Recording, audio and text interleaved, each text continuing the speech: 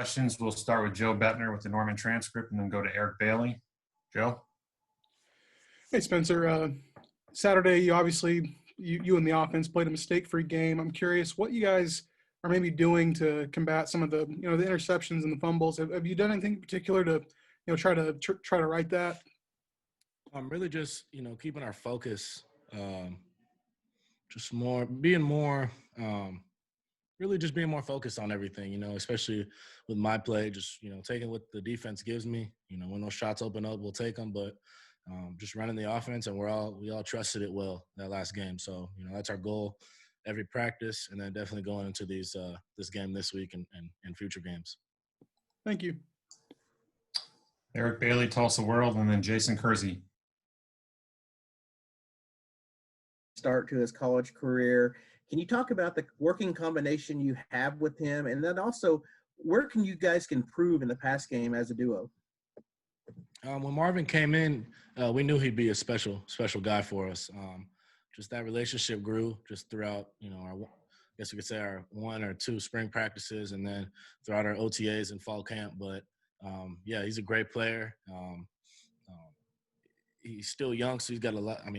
He's got a lot of stuff to work on, but he's doing a great job, and he's a great weapon for us. And then to make that relationship better, I think it'll just come over time. More games, more practices, it'll come naturally. But all the receivers, they're doing a great job right now. Thank you, Spencer. Thank you. Okay, Jason Kersey with The Athletic, and then Ryan Aber. Is Jason on? He might not be on. Doesn't look like it, Mike. Okay. Yeah, let's go to Ryan. Yeah, Spencer, wanted to ask you about Theo Weiss. Obviously, been a big target for you all the last couple of weeks. What to you is maybe the most important thing that Theo brings to this offense, and where do you see as his room for growth here just in the future? I wouldn't say anything specifically he brings to the offense, but he brings, he's an all-around package. He'll go up and get it. He can outrun his defender, box him out, go get it. He runs sharp routes. He's very, very high IQ receiver. He can really do it all. Room for improvement. Just like everybody else, we all got to work on, what we have to work on, but, that'll come over time, and we're perfecting that craft every day. Appreciate it, Spencer. Okay, let's go to Kerry Murdoch with Sooner Scoop, and then John Hoover. Hey, Spencer, I'm curious, when you see that, former OU quarterbacks like Baker Mayfield and Kyler Murray kind of had the weekends that they did, and everybody across the country is talking about, knowing that you're in their shoes now, is that, for you, is that something inspiring, or is that something that you don't even want to really pay much attention to just because you're in a, totally different place right now as a quarterback? And yeah, I definitely, see these games and learn from them. But, at the end of the day, I'm focused on what I'm focused on, getting better with my team and, making my game better and this offense better. So, you can definitely take bits and pieces of what they're doing, see it on film, see it in the game, what they do, because they've been in the same system, same coaches, everything. So it's great. I guess you could say it's inspiring watching those guys play, and then being in, the position I'm in right now, it just makes me grateful for it. Did Lincoln ever take any time and show you kind of their days at Oklahoma on film, or do you I don't know, have a catalog where you can go back and look stuff like that up? Oh yeah, we got film all the way back to Baker's first year. So, whenever I want to go see, one of the practices or a game, we got that film to look at, and we definitely looked at, things they've done and what we can do to implement that in my game and in this offense. Thanks, Spencer. John Hoover with SI Sooners, and then James Hale. Hey, Spencer, I think we've got Jeremiah coming up on the call here in a little bit, so I wanted to ask you about that position in particular. Having guys who, 3 or 4 guys who can play 3 or 4 positions at any point on the field gives you guys advantages, and personnel groupings allows you to exploit mismatches and things like that. From a quarterback's perspective, what's that like? Everybody likes the fast receiver and the jitterbug running back, but tell me about having versatile weapons who can really do kind of anything. Yeah, Jeremiah specifically, he can do it all. He's not the fastest guy, He's a big guy. He knows how to get open.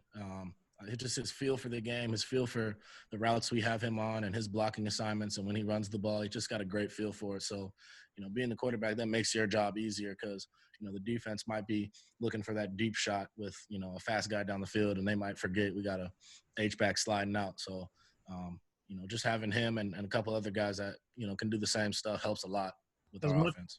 As much as those guys move around at different positions, do you find that the defense is often confused by where they're at or where they're going or what their assignment might be? Yeah, a lot of the time, we got, a lot of different, formations with them. So, we just try to use them as much as we can. Thanks, Spencer. James Hale, KREF, and then Caleb McCurry.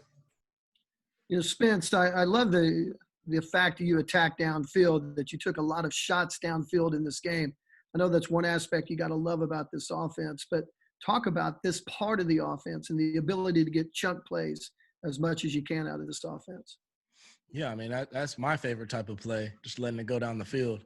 Right. But, like I said, you take what the defense gives you, those shots will open up. And when our running game has been, good like these past couple games, it definitely helps. So, big shout out to the running backs for making my job easier and the receivers' jobs easier. And then to the O-line, just blocking for that protection for us to get the ball out down the field. There's nothing more fun than a deep shot. But, yeah, we got it all. So the play action really sets it up? Yeah, definitely. Thanks, Spence. Let's go to Caleb McCurry with OU Daily, and then Keegan Renault. Spencer, you mentioned that you immediately knew that Marvin Mims was going to be really big for this team.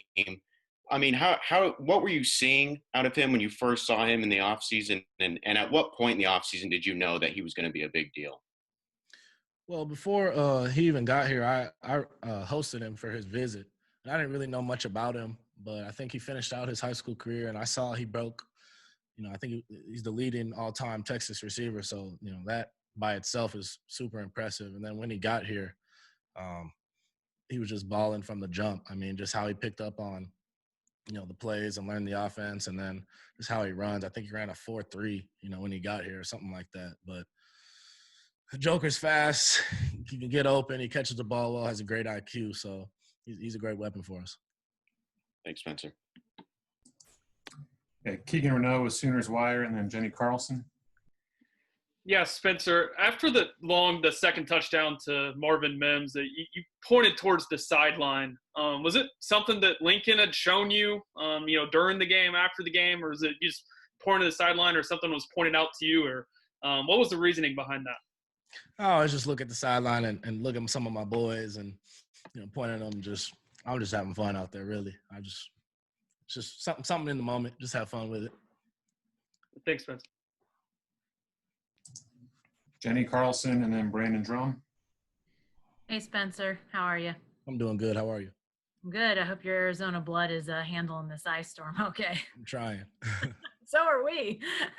Hey, it's been 4 years since Baker took the team out to Texas Tech and had that crazy shootout with Pat Mahomes and the Red Raiders. Were you aware of that game? It was a night game like you guys are going to have on Saturday. Do you have any memories of that whole thing? Not that game specifically, but I remember Kyler's game up there a couple years back, watching that game. I knew it was back and forth, and, I've heard a lot about that stadium and how their fans are and, how that team comes out playing at home. So, we got to be prepared for anything. So, yeah, we're just preparing as much as we can to go down there and play. Lincoln said earlier today that night games, Saturday night games, you kind of gets the juices flowing a little bit different. Is that true for you? And what is it about that time slot that feels different? Just playing under the lights overall is just fun. And I think every player likes to play under the lights on a big-time game on TV. So you just got to embrace the moment, go out there and have fun with it. Cool. Stay warm. I will. And Brandon Drum with OU Insider. Hey, Spencer. You talked last week about wanting to play on the road and you just enjoy it.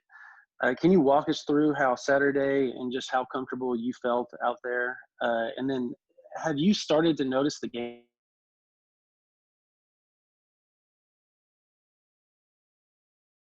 You might have froze up a little bit towards the end of that question. Oh, I asked if you the game has slowed down for you between each and every game. Have you noticed it starting to slow down between your reads and starting to pick things up a lot quicker? Oh yeah, definitely. I think game by game, I feel more comfortable and comfortable. And playing on the road, your emotions can be high, but I just try that last game. I just try to stay, at an even narrow. I wasn't too up or too down. That's I felt like that was a big part of, you know, you know, how I was able to play, smartly and making those right decisions. And then overall as a team, I think we were just all locked in on our assignments and playing 11-man football. So, yeah, we went out there and had a blast doing it, and hopefully we can do the same thing this Saturday.